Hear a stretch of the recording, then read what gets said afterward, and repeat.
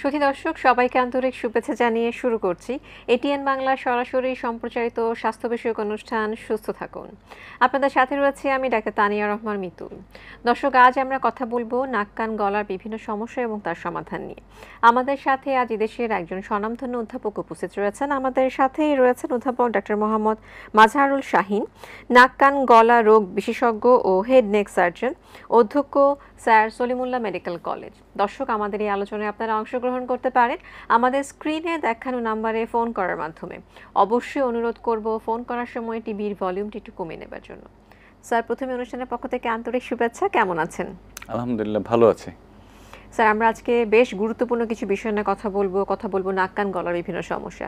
তো প্রথমে আপনার কাছে জানতে চাইবো যে নাকের কি ধরনের সমস্যা নিয়ে রোগীরা আসলে আপনাদের কাছে আসে? প্রকৃতপক্ষে নাকের কমন অনেক সমস্যায় রয়েছে যেগুলো রোগীরা আমাদের কাছে নিয়ে আসে। এর মধ্যে অ্যালার্জিক রাইনাইটিস বা নাকের অ্যালার্জি, নাকের পলিপ, নাকের মাঝখানে যে সেপ্টাম সেটার ডেভিয়েশন, আর এছাড়াও নাকের কিছু সাধারণ সমস্যা, নাকের ভিতরে বাচ্চারা কিছু ঢুকিয়ে ফেলে, নাক দিয়ে রক্ত পড়ার সমস্যা, এ সমস্ত কমন কিছু সমস্যা নিয়ে রোগীরা আমাদের কাছে চলে আসে।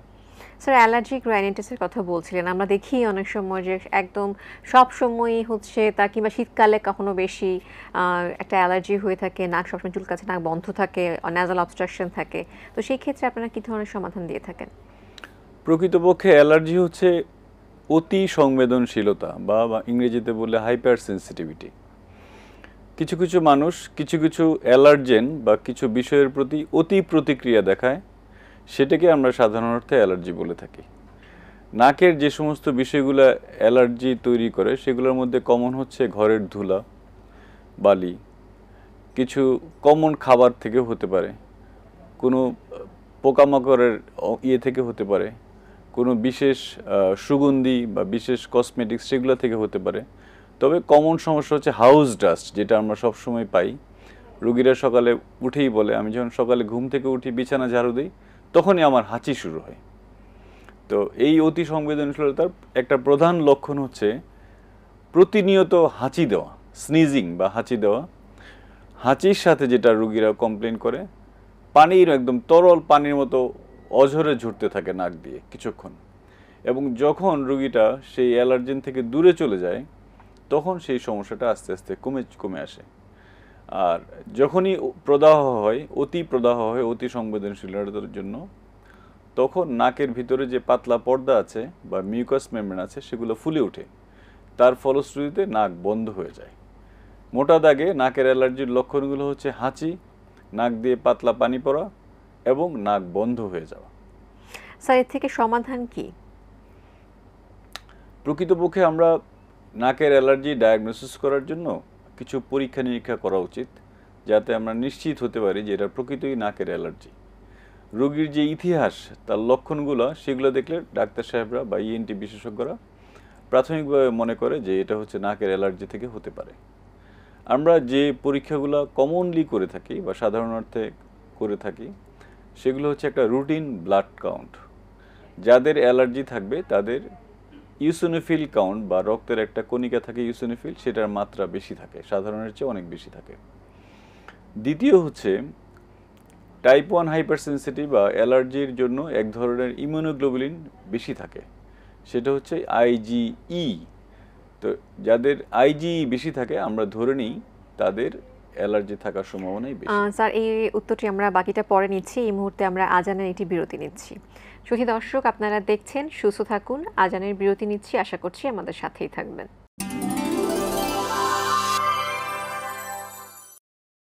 সুধী দর্শক, আপনারা দেখছেন এটিএন বাংলার সরাসরি সম্প্রচারিত স্বাস্থ্য বিষয়ক অনুষ্ঠান সুস্থ থাকুন। আজানের বিরতির পর ফিরে যাচ্ছি মূল আলোচনায়। স্যার, আমরা কথা বলছিলাম অ্যালার্জিক রাইনাইটিস নিয়ে। তো কী ধরনের ইনভেস্টিগেশন আরও করেন আপনারা? আমরা আগেই বলেছি রক্তের রুটিন কাউন্ট এবং আইজি লেভেল বেশি থাকা ছাড়াও এগুলো রোগীদেরকে আমরা সাধারণত এক্সরে করে থাকি।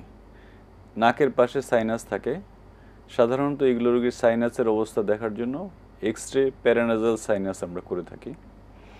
যেহেতু অ্যালার্জিজনিত কারণে নাকের যে গোলাপি আবরণ থাকে সেগুলো একটু প্রদাহ থাকে সবসময়, সেজন্য দেখা যায় নাকের অ্যালার্জির রোগীদেরকে সাইনাসের মধ্যে আমরা নানা ধরনের সাইনোসাইটিস বা সাইনাসে ইনফ্ল্যামেশন বা প্রদাহ দেখতে পাই এবং হাঁচি, সর্দি, নাক বন্ধ, নাক দিয়ে পাতলা পানি পড়া ছাড়াও এই সাইনাসের সমস্যার জন্য বা সাইনোসাইটিসের কারণে এই সমস্ত রোগীরা মাথা ব্যথাও কমপ্লেন করে থাকে। প্রকৃতপক্ষে এই মাথা ব্যথার কারণ মাথার ভিতরের সমস্যা না, নাকের পাশে যে সাইনাসগুলো অবস্থিত রয়েছে সেগুলোর পাতলা যে আবরণ সেগুলোতে প্রদাহ হয়ে সাইনোসাইটিস তৈরি করে, একসময় সেগুলো ফুলে ওঠে, একসময় নাকে পলিপ তৈরি করে। এগুলো কারণে এই সমস্ত রোগীদের মাথা ব্যথা একটা কমন কমপ্লেন হয়, যার প্রাথমিক স্ক্রিনিং আমরা এক্সরে প্যারানাজাল সাইনাস করে পেয়ে থাকি। স্যার, পলিপের কথা বলছিলেন, আমরা রাস্তাঘাটে প্রায় সময় দেখি বিনা অপারেশন এখানে পলিপের চিকিৎসা করা হয়। এই পলিপ আর এই পলিপ কি এক কিনা? প্রকৃতপক্ষে এটা একটা ভুল ধারণা। নাকের ভিতরে দুই পাশে কতগুলো টার্বিনেট থাকে, এগুলো থাকাটাই হচ্ছে নর্মাল। যদি নাকে বাতাস পরিবহনে কোনো প্রতিবন্ধকতা তৈরি না হয় তাহলে এটা হচ্ছে স্বাভাবিক।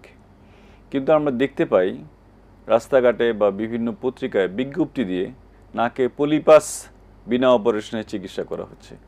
প্রকৃতপক্ষে যেটা করা হচ্ছে সেটা হচ্ছে নাকের সাধারণ যে গড়ন টার্বিনেট, যেটা সবারই থাকা উচিত, সে টার্বিনেটগুলোকে নানাবিধ অপচিকিৎসার মাধ্যমে, অ্যাসিড প্রয়োগের মাধ্যমে, নানাবিধ করোসিভ কেমিক্যাল প্রয়োগের মাধ্যমে পুড়িয়ে দেওয়া হচ্ছে। এবং এই পোড়ানোর ফলশ্রুতিতে যেটা হচ্ছে, যখন এগুলো শুকিয়ে যায় দেখা যায় নাকের মাঝখানে যে দুই নাকের মাঝখানে যে সেপ্টাম, যেটা দুই নাককে পৃথক করে, সে জায়গায় ছিদ্র হয়ে যাচ্ছে, যেটাকে আমরা বলি সেপ্টাল পারফোরেশন। ক্ষেত্র বিশেষে এই করোসিভ অ্যাসিডগুলো নাকের পলিপের আশপাশে লেগে দুই নাক একসাথে জোড়া লেগে যায়। নাকের মাঝখানের পার্টিশন এবং নাকের যে পাশের ওয়াল সেটা জোড়া লেগে যায়। জোড়া লেগে নাকের ভিতরে এক ধরনের স্থায়ী প্রতিবন্ধকতা তৈরি হয়। এবং সবচেয়ে দুর্ভাগ্যজনক যেটা, সেটা হচ্ছে নাকের বাইরের যে অংশটা স্কিন কাভার্ড, সেই জায়গায় যদি কখনো এই অ্যাসিড লেগে যায় তাহলে স্থায়ী স্টেনোসিস বা ন্যারোয়িং তৈরি হয়ে যায়। এবং এটা হচ্ছে সবচেয়ে বড় জটিলতা, যেটা প্রকৃতপক্ষেই পরবর্তীতে চিকিৎসা করা বা ম্যানেজ করা রোগীর জন্য দুরূহ হয়ে যায় এবং রোগীকে এই কষ্ট সারা জীবনই বয়ে বেড়াতে হয়।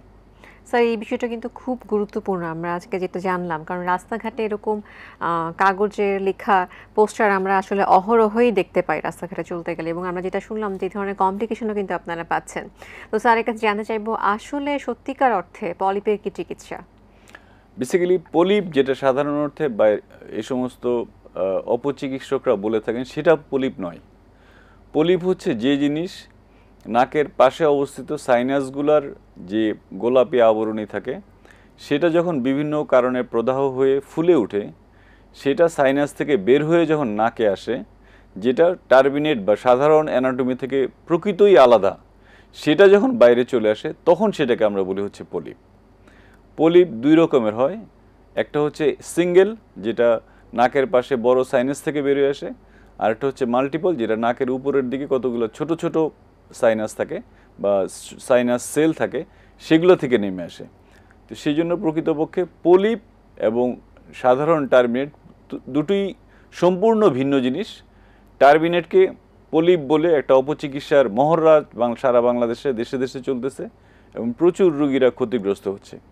আর পলিপ যেটা প্রকৃতই পলিপ, সেটার একটা কারণও অ্যালার্জি আর ইনফেকশনও একটা কারণ। সেটার জন্য আমরা পলিপের আধুনিক কিছু চিকিৎসা আছে, যেগুলো আমরা বলি এন্ডোস্কোপিক সাইনাস সার্জারি। বাইরে থেকে না কেটে অযথা নর্মাল মিউকাস মেমব্রেনকে না ফেলে শুধুমাত্র পলিপকে বের করার যে অপারেশন, সেটার নাম হচ্ছে এন্ডোস্কোপিক সাইনাস সার্জারি। এটা একটা আধুনিক ব্যবস্থা এবং সারা বিশ্বে এই ব্যবস্থা এখন জনপ্রিয় হয়েছে এবং বাংলাদেশে অনেক বছর আগে থেকে এই চিকিৎসা চলছে। স্যারের কাছে এই পর্যায়ে জানতে চাইবো, স্যার আপনি বলছিলেন যে টার্বিনেটটা হাইপারট্রফি হয়ে যেতে পারে, তো সেই ক্ষেত্রে আপনারা কি ধরনের ম্যানেজমেন্ট দেন, কিংবা রোগী আপনাদের কাছে কমপ্লেন্টে প্রথমে এসে কি করে? প্রকৃতপক্ষে আমাদের নাকের নর্মাল জিনিস হচ্ছে, স্বাভাবিক গড়ন হচ্ছে টার্বিনেট। টার্বিনেটের সাথে অনেক সময় নাকের মাঝখানে যে পার্টিশন, যেটাকে আমরা সেপ্টাম বলে থাকি, সেটা কোনো একদিকে বাঁকা থাকতে পারে। যদি প্রকৃতই বাঁকা থাকে, কোনো রোগী নাকের সেপ্টাম বাঁকা, তাহলে যেদিকে বাঁকা থাকে তার বিপরীত দিকে টার্বিনেট সাধারণভাবেই বড় হয়ে যেতে পারে। সেপ্টাম বাঁকা বা টার্মিনেট বড় হয়ে যাওয়া মানেই কিন্তু রোগ নয়। যদি সেপ্টাম বাঁকা বা টার্মিনেট বড় হয়ে গেল, নাক দিয়ে নিঃশ্বাস নিতে অসুবিধা হচ্ছে, নাকের বাতাস বা স্বাভাবিক নিঃশ্বাস ফেলতে অসুবিধা হচ্ছে, রোগী সারাদিন বা সারা রাত মুখ দিয়ে নিঃশ্বাস নিচ্ছে, সকালে ঘুম থেকে উঠে গলা শুকিয়ে যাচ্ছে মুখ দিয়ে নিঃশ্বাস নেওয়ার কারণে, পাশাপাশি এই নাকের সেপ্টাম ডেভিয়েশনের জন্য অন্য কোনো জটিলতা দেখা দিচ্ছে, তখনই প্রকৃতপক্ষে এই হাইপারট্রফিড ইনফিরিয়র টার্মিনেট বা সেপ্টাল ডেভিয়েশনের চিকিৎসা প্রয়োজন, অন্যথায় দরকার নেই। কি ধরনের চিকিৎসা আপনারা দিয়ে থাকেন? সেক্ষেত্রে আমরা অপারেশন করি। যে সেপ্টামের যে অংশটুকু বাঁকা সেটাকে আমরা বের করে ফেলি একটি বিশেষ ব্যবস্থার মাধ্যমে, সেটাকে আমরা বলি সেপ্টোপ্লাস্টি। আর যেদিকে টার্মিনেট বড় হয়ে গেছে সেটাকে নানাবিধ উপায়ে ছোট করে ফেলা সম্ভব। সেটা ডায়াথার্মি দিয়ে করা সম্ভব হতে পারে, সেটা লেজার দিয়ে করা সম্ভব হতে পারে। তো যে কোনো পদ্ধতিতে আমরা যদি সেপ্টামটাকে কারেকশন করে সোজা করে দিই এবং যে দিকের টার্মিনেটটা প্রকৃতই বড় হয়ে গেছে সেটাকে যদি আমরা ছোট করে দিতে পারি, তাহলে রোগীর নিঃশ্বাস নিতে না পারার যে কমপ্লেইন, যে সমস্যা, সেটা দূর হয়ে যায়। এতে রোগীরা হ্যাপি হয়। তবে খেয়াল রাখতে হবে টার্বিনেট যেন কোনোভাবেই বেশি পরিমাণে কাটা না হয়ে যায়। এটা বেশি পরিমাণে কাটা হলে সেটারও কিছু জটিলতা তৈরি হয়। স্যার, এর কাছে এই পর্যায়ে জানতে চাইবো স্যার, কানের কি ধরনের সমস্যা নিয়ে রোগীরা আপনাদের কাছে আসে? কান হচ্ছে একটা শ্রবণ অঙ্গ। কানের নানাবিধভাবে রোগীরা ডাক্তারের কাছে চলে আসে। কোনো রোগীদের কমন কমপ্লেন হচ্ছে কানে কম শোনা, যেটা বয়স্ক রোগীদের ক্ষেত্রে আমরা বেশি পাই। কিছু কিছু রোগীরা বা বাংলাদেশের কানের রোগীদের সবচেয়ে বড় অংশ যেটা আসে সেটা হচ্ছে কান দিয়ে পুষ পড়া নিয়ে, এবং এই পুষ পড়ার ইতিহাসটা দীর্ঘমেয়াদী। স্যার, এটা নিয়ে আমরা কথা বলবো। আমাদের সঙ্গে একজন দর্শক রয়েছেন ফোনে, আমরা ফোনটি নিচ্ছি। হ্যালো দর্শক, আসসালামু আলাইকুম। আসসালামু আলাইকুম। জি, ওয়ালাইকুম সালাম। আপনার পরিচয় দিয়ে প্রশ্নটি বলুন। আমি সাতক্ষীরা থেকে বলছি। জি বলুন। জি বলুন। হ্যালো স্যার, শুনতে পাচ্ছেন আমি আপনাকে? নাসিম বলছি। আমার ছেলের বয়স 12 বছর। ও হচ্ছে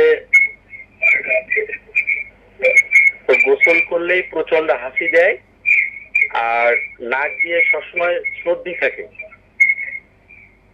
আচ্ছা স্যার, 12 বছর বয়স, গোসল করলে সবসময় হাঁচি দেয়, সমাধান জানতে চাচ্ছেন? আপনার পরিবারে কি হাঁপানি বা অ্যালার্জি আছে? বাচ্চার বাবা মা কারোর? না স্যার, একটু অ্যালার্জির প্রবলেম আছে স্যার। আমার শুনে মনে হচ্ছে আপনার বাচ্চার নাকের অ্যালার্জি গঠিত সমস্যা রয়েছে, এবং সেক্ষেত্রে আপনি স্থানীয় কোনো নাক কান গলা বিশেষজ্ঞের সাথে যোগাযোগ করেন। উনি আপনাকে সাধারণ কিছু পরীক্ষা করে ওষুধ দিবে। ইনশাল্লাহ এই ওষুধ ব্যবহার করলে রোগীরা ভালো থাকবে। তো অ্যালার্জির ওষুধ সাধারণত দীর্ঘমেয়াদী হয়, মনে রাখবেন। ওষুধ প্রথমে একটু ব্যবহার করে কয়েকদিন ভালো থাকার পরে এটা বন্ধ করে দেওয়া যাবে না চিকিৎসকের পরামর্শ ছাড়া। অ্যালার্জির ওষুধ দীর্ঘমেয়াদে চালাতে হয়, এবং যারা ব্যবহার করে সে সমস্ত রোগীরা ভালো থাকে।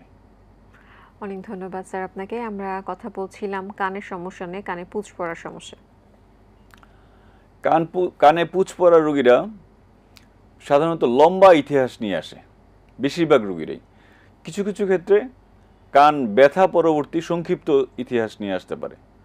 যদি একটা রোগীর কানে ব্যথা হলো কয়েকদিন আগে, হঠাৎ করে পুষপানি আসলো, পুষপানি আসার পরে কানে ব্যথাটা ভালো হয়ে গেল, এই রোগটা হচ্ছে সাধারণত কানে একিউট সাপোরেটিভ ওটাইটিস মিডিয়া বা স্বল্পমেয়াদী কানের ইনফেকশন। এটা ওষুধ চিকিৎসা করলে একদমই ভালো হয়ে যায় বেশিরভাগ ক্ষেত্রে। কিছু কিছু ক্ষেত্রে সামান্য সমস্যা থাকতে পারে, যেটাও নিরাময়যোগ্য। কিন্তু বাংলাদেশের রোগীদের একটি বড় অংশ, আমাদের একটা স্টাডিতে দেখা গিয়েছিল যে প্রাথমিক স্কুলের বাচ্চাদের 6.1% বাচ্চারা কানের দীর্ঘমেয়াদী প্রদাহে ভোগে। দীর্ঘমেয়াদী পুষ পানি পড়া, যেটাকে আমরা বলি ক্রনিক সাপোরেটিভ ওটাইটিস মিডিয়া, সেরকম রোগে ভোগে। এই রোগীরা হচ্ছে আমাদের কানের সবচেয়ে বড় অংশ। আমরা ক্লাসে যখন পড়াই বলি যে সিএসওএম বা কানের দীর্ঘমেয়াদী প্রদাহের চিকিৎসা যদি তোমরা জানো, তাহলে কানের রোগীর 3/2 চিকিৎসা শেষ। কারণ প্রকৃতপক্ষে কানের রোগীদের 3/2 হচ্ছে সিএসওএম বা কানের দীর্ঘমেয়াদী প্রদাহ। এই সমস্ত রোগীরা ছোটোবেলা থেকে বা নির্দিষ্ট সময় অনেক আগে থেকেই বলে যে স্যার আমার কান ছোটোবেলা থেকেই কান দিয়ে পুষ পড়ে, বা আমার কান দিয়া এই যে স্কুলে পড়ার সময় পুষ পড়া শুরু হইলো আর তো ভালো হইল না। তো কান দিয়ে পুজ পড়তেছি, আমরা এই সমস্ত রোগীদেরকে আসলে তার পুজের ধরনটা কেমন সেটা দিয়ে একটা প্রাথমিক ধারণা করে ফেলি তার রোগটা আসলে ক্রনিক সাপোরেটিভ ওটাইটিস মিডিয়ার কোন ধরনের। ক্রনিক সাপোরেটিভ ওটাইটিস মিডিয়া সাধারণত দুই ধরনের হয়। একটা আমরা বলি নিরাপদ বা কম জটিলতা তৈরি করে, আর একটা হচ্ছে অনিরাপদ বা যেটা মৃত্যু হতে পারে এরকম জটিলতা তৈরি করতে পারে, যেটাকে আমরা বলি আনসেফ, আর নিরাপদটাকে বলি সেফ। স্যার, আমরা অটাইটিস মিডিয়া নিয়ে কথা বলবো। একজন দর্শক অপেক্ষা করছেন ফোনে, আমরা ফোনটি নিচ্ছি। হ্যালো। হ্যালো দর্শক, আসসালামু আলাইকুম। ওয়ালাইকুম আসসালাম, ভালো আছেন? জি স্যার, আপনাকে শুনতে পাচ্ছেন। আপনার পরিচয় দিয়ে প্রশ্নটি বলুন। আমার পরিচয় হচ্ছে রিনা ব্যাপারী, আমি একজন গার্মেন্টস শ্রমিক। জি জি, বলুন আপনার প্রশ্নটি বলুন। আমার এই গলায় সমস্যা অনেকদিন ধরে, মানে রাত্রে কফ জমে থাকে, ঘুমাইলে গলার ভিতর কফ আইসে থাকে এরকমের। আচ্ছা, আপনার বয়স কত? এই সমস্যাটা কমতেই আছে না। আচ্ছা, আপনাকে অনেক ধন্যবাদ। আপনার বয়সটা কত? আমার বয়স হবে 40। আচ্ছা রিনা, আপনার গলায় কি খেতে কোনো অসুবিধা হয়? আমার গলায় এমনি খাইতে গেলে গলায় বাজে, মানে গেলতে একটু সমস্যা হয়, আর কিন্তু কফটা জমেই থাকে। কোনো ব্যথা হয় কি খাইতে গেলে? ভাত পানি ব্যথা খেতে হয় না? ব্যথা হয় না স্যার। আপনার বয়স কত? বয়স 40। আমি নাক কান গলার ডাক্তারও দেখাইছি, নাক একবার অপারেশন করছি, এখন ওই গলায় খালি কফ জমে থাকে। ঠিক আছে, আমি বলছি। অনেক ধন্যবাদ আপনাকে। আপনার মেয়েদের আফটার 40 গলার মধ্যে কিছু একটা আটকে থাকে বা গলায় কিছু লেগে থাকে, ঢোক গেলে মনে হচ্ছে পরিষ্কার হচ্ছে না, এটা খুব আনকমন বা অস্বাভাবিক সমস্যা নয়। আমরা যারা ডাক্তারি করি নাক কান গলার, আমরা প্রচুর রুগী পাই যারা বিশেষ করে মহিলারা যারা এই সমস্যাগুলো বলে। এটার সাথে কমন যে দুইটা বিষয় জড়িত, একটা হচ্ছে মহিলাদের 40-র পরে যদি হিমোগ্লোবিন কমে যায় শরীরে, তখন গলায় এক ধরনের রোগ হয়, সেটার নাম হচ্ছে গ্লোবাস। এবং বেশিরভাগ রুগীর হচ্ছে এই গ্লোবাস ঘটিত সমস্যার কারণে হয়। এবং শরীরের হিমোগ্লোবিন যেটা কমে গেছে, পরীক্ষা করলেই দেখা যায় তাদের হিমোগ্লোবিন কম। যদি আমরা সেটাকে দূর করতে পারি আয়রন দিয়ে, ভিটামিন দিয়ে, বা বেশি ক্ষেত্রে রক্ত দিয়ে যদি তার হিমোগ্লোবিনটাকে আর কারেকশন করে দেওয়া যায়, বেশিরভাগ ক্ষেত্রে গলায় আটকে থাকার সমস্যা চলে যায়। আরেকটা বিষয় যেটা কমনলি আমরা পাই, আমরা কিছুক্ষণ আগে নাকের অ্যালার্জির কথা বলছিলাম, গলার মধ্যেও অনেকের অ্যালার্জি হতে পারে। গলায় অ্যালার্জি হলো কোনো কোনো রোগীদের গলায় প্রতিবার ঢোক গেলে মনে হচ্ছে কিছু আটকে থাকে। এগুলো রোগী সারাক্ষণ গলা খাকারি দেয়, খাকারি দিয়ে গলা পরিষ্কার করার চেষ্টা করে। প্রকৃতপক্ষে এটা অ্যালার্জিক ফেরিনজাইটিস। এটাও ওষুধ ব্যবহার করলে রোগীরা ভালো থাকে। স্যার, খুব সুন্দর অ্যান্সার দিয়েছেন। আমাদের সঙ্গে আরও একজন দর্শক রয়েছেন ফোনে, আমরা ফোনটি নিচ্ছি। হ্যালো দর্শক, আসসালামু আলাইকুম। দর্শক শুনতে পাচ্ছেন? দর্শক শুনতে পাচ্ছেন? জি জি, আপনার পরিচয় দিয়ে প্রশ্নটি বলুন। জি, আসসালামু আলাইকুম। জি, ওয়ালাইকুম সালাম। আমি আমার ডাক্তার সাহেব যে কথাগুলি বলছেন সেগুলি হুবহু আমার সাথে মিলে যায়। আমার ডায়াবেটিসও আছে, বাড়ি আমার কক্সবাজার। আমার ডায়াবেটিস আছে এবং বয়স 75।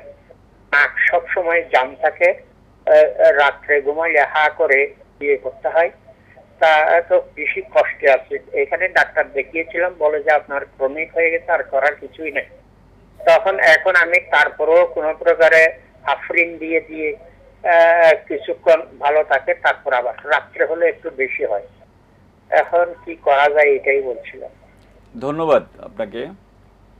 আপনি বলেছেন যে আপনার নাক বন্ধ থাকে। আপনার যদি ওজন বেশি না হয় তাহলে আপনার এটাকে নিরাময় করা যাবে আমার কাছে মনে হচ্ছে। নাকের স্থানীয় সমস্যা এটা।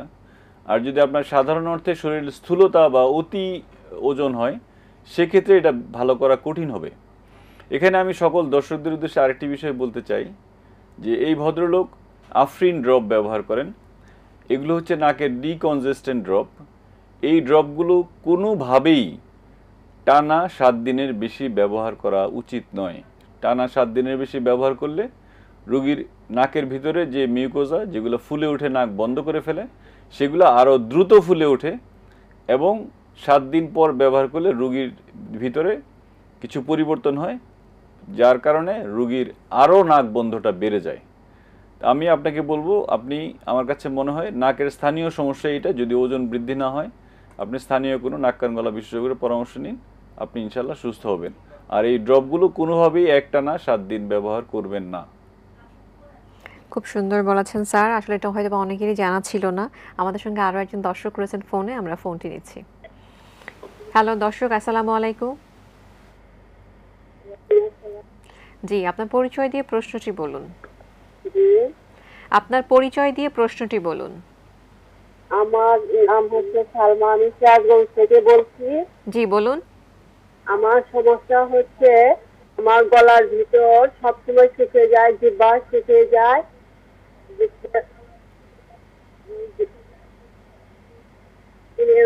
আমি নাক কান গলা ডাক্তার দেখাছিলাম, উনি আমাকে একটা মন্টেন 10 ট্যাবলেট দিয়েছিল আর ম্যানথল দিয়ে ফ্যাট দেওয়ার জন্য বলছিল। এতে আমি কোনো উপকার পাইনি। আচ্ছা, আপনার স্যার কোনো প্রশ্ন রয়েছে? হ্যাঁ, আপনার কথা শুনে মনে হচ্ছে এটা অ্যালার্জি গঠিত ফেরিনজাইটিস গলার। আপনি স্থানীয় কোনো ডাক্তারের পরামর্শ নিতে পারেন, অথবা সাধারণ যে অ্যান্টি অ্যালার্জিক যে ওষুধগুলো আছে ফেক্সোফেনাডিন, এগুলো খেতে পারেন, খেলে হয়তোবা ভালো থাকবেন। স্যার খুব সুন্দর বলেছেন। আমরা কথা বলছিলাম অটাইটিস মিডিয়া নিয়ে, আনসেফ অটাইটিস মিডিয়া নিয়ে কথা বলছিলাম।